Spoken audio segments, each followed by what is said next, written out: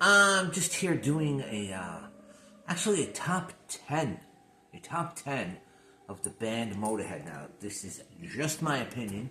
I like Motorhead a lot. Saw them several occasions. See, we got Motorhead, Planet Rock's first issue. This came out in 2017. Great cover. Yeah, they have 23 albums total, not including compilations and live albums, so it's probably closer to 35. But I'm focusing on 10 albums, because that's all I got.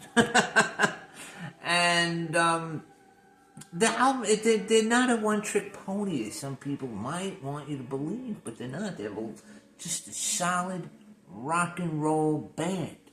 So, Motorhead started in 75. They didn't really release their first official album, I think, till 77, but they started in 75. Lemmy was kicked out. Lemmy Kilmister, mind you, was kicked out of Hawkwind. See, I know nothing about Hawkwind. Which, isn't that weird? You think I'd go back and look? Nah, I don't. Whatever. I didn't really catch on to Motorhead till 82. Yeah, 82. So I had missed the whole glory thing, the early Motorhead. But I went back and sorted out. I think the first Motorhead album I actually bought on my own was Another Perfect Day upon its release. And then I went actually back and bought all the other ones. But let's get on with it. See, I have this album. I just, I don't know where it is. So I'll show you a picture of it. How about that, a picture? So it would be I believe, 84's Orgasmatron. Interesting album. See, at this point, it was just Lemmy in the band. Because Philthy Phil was ousted and Fast Eddie Clarke had left. So that was the core trio of the band. Fast Eddie Clarke, Philthy Phil, Animal Taylor, and Lemmy. But yeah, that was 84, and at that point they got Gil Campbell on drums. Phil Campbell? Is that his name? Hang on, I forget. Sorry, the drummer was Pete Gill. And Wurzel. And Phil Campbell on guitar. So Phil Campbell's been with him a long time. So that was 1984's Orgasmatron. What's it, 85? Regardless. They also put a compilation out before that called No Remorse. It was called No Remorse. And it's like a greatest hits album. Had a couple of new tracks on there. Had one called Killed by Death. Now, interesting story. Killed by Death, I actually made that video with them. We had just saw them in concert. I think it was at the Beacon Theater. And I think it was for the Orgasmatron tour. No. Was it? Was it? Yeah, it was for the Orgasmatron tour. And we got word, and they invited us out to make a video for the song Killed by Death, which would appear on the No Remorse album, which I think came out in 85. Yeah, that was it. Orgasmatron, okay. So we went and made it. It was at like this old theater in Hoboken, New Jersey. We went. They gave us like cases of, I think it was Pabst Blue Ribbon beers. So we were pretty soused. Wasn't a lot of people. I think a lot of people knew about it. And we had a great time. Met the band. One of our friends threw a brick through the front window. The cops came. We all had to leave. But once again, Motorhead, baby. Motorhead. You could see my fist in the video. Now, they had done a whole video prior, like just us outside the theater. I think there was like maybe 20 or 30 of us. And I don't know what happened to that footage. I'd love to see that, because that would be pretty cool. But anyway, so as we move along, so that was number 10, Orgasmatron. We have 2004's Inferno. 2004's Inferno. This is a pretty good album. Killers, Life's a Bitch, In the Black, just good stuff. But at this point, they had Mickey D. Mickey D came on board in the 80s, and he was with them right till the end. So it was Mickey D, Phil Campbell, and Lemmy. So that would be number 9 for me. And then number 8 would be 1916. This album came out in 91. At this point, Philthy Phil Taylor was back in a band. So it was Philthy, Wurzel, Phil Campbell, and Lemmy. This is an interesting album. It's like a concept album. I think it's from like the soldier's perspective of the atrocities of World War One. Hence the name 1916. Hence the graphics on the front.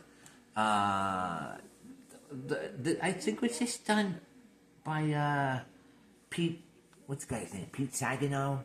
Dagano? Something like that. He's the artist. He did a lot of their covers. Did a great cover, that massive skull. I forgot what they call it. They have a name for it. See, I just forget things. I remember all kinds of weird shit, but then this, maybe I should have put, whatever. I'm just doing a top 10 countdown. It's not that deep. Yeah, so, this is number 8, 1916.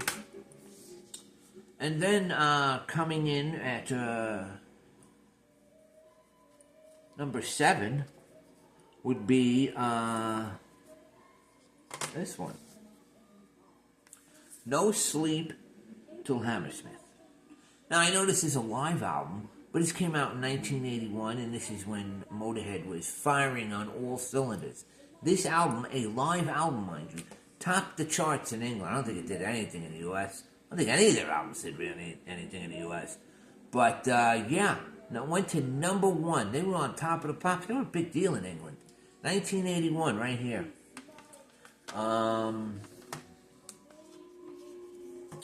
And then we have this one. This album came out in 1982. This would be the last album with the original lineup of Lemmy, Fast Eddie Clark, and Philthy. Fast Eddie Clark left. I think he was just getting salty. He was just getting sour grapes. I think he even produced this. Did he produce? I'm pretty sure he produced this. But the title song on this is great. It's a good album. This is why it's in my top 10.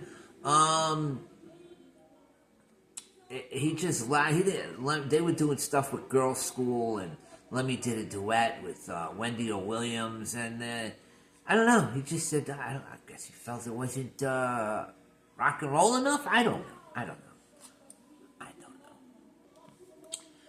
Okay, then we move along to number 5. Number 5 would be the Bomber album. This came out in 79. This was their second release. 2 albums in 79, mind you. This was this one here, which also has one of the greatest album covers of all time. Just a classic Motorhead album. Everything on here. Look at the little list of all the songs. I'm just showing you the albums. These are these great little books that they reissued these in. Are fantastic. Why is this out like that? Oh, it fell out the sleeve. No good. I can't get it in the sleeve. Why can't I get it in the sleeve? Regardless. Yeah, but these came, these dual discs usually came with a live performance at the time. These are reissues. So this is from 1979, the Bomber album. Actually had an actual bomber. Well, a lighting rig that looked like a bomber for the tour. Then we have, at number 3 for me, that was number 4,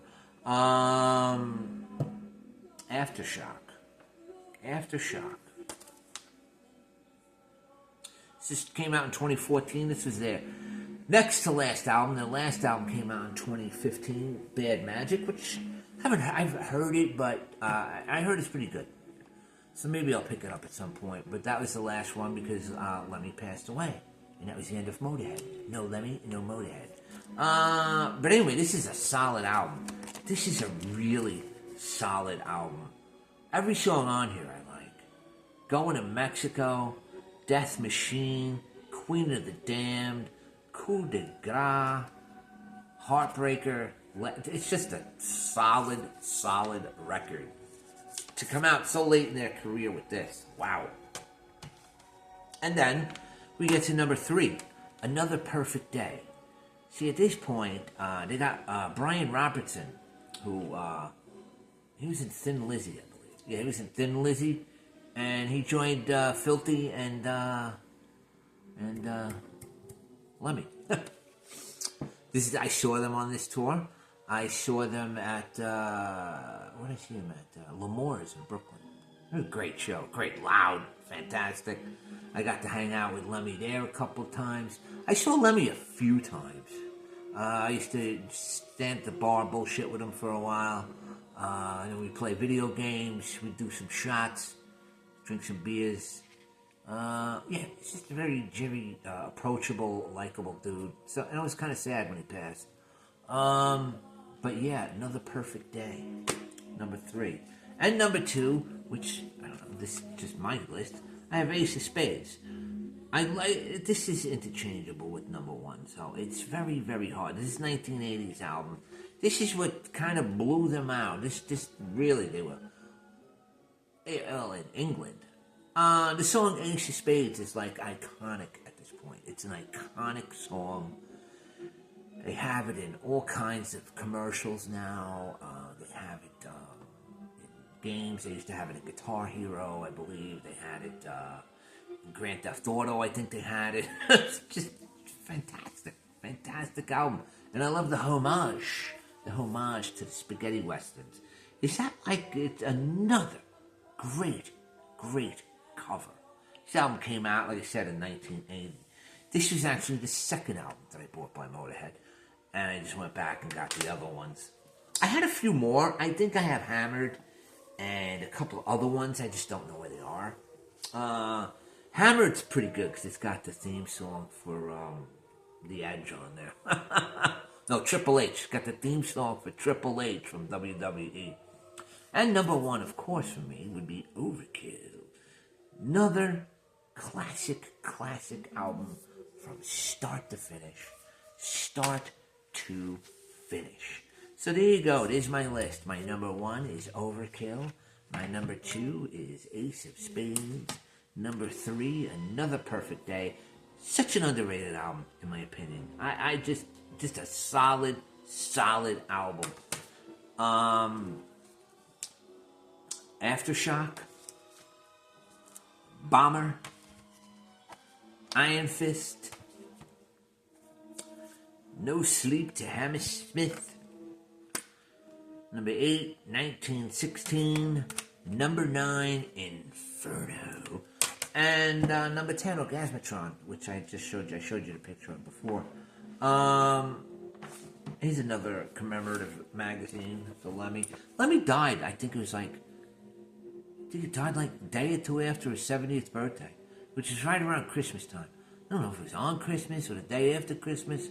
Yeah, just a cool dude, man. And of course, Philthy Phil passed away. He passed away, I think, a couple of months before Lemmy in 2015. And then a few years down the road, Steve Clark, Fast Eddie Clark, passed away. And I also liked him in Fastway. That was a solid band, Fastway, too. And Wurzel passed away, I believe, in the 90s. So, yeah, so the 4 of them are up there jamming on. So the only ones left are, as core members, are Mickey D.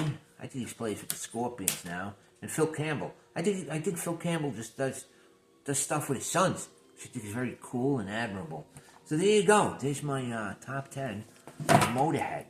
And a few stories about Motorhead that I put out there. It was cool, man.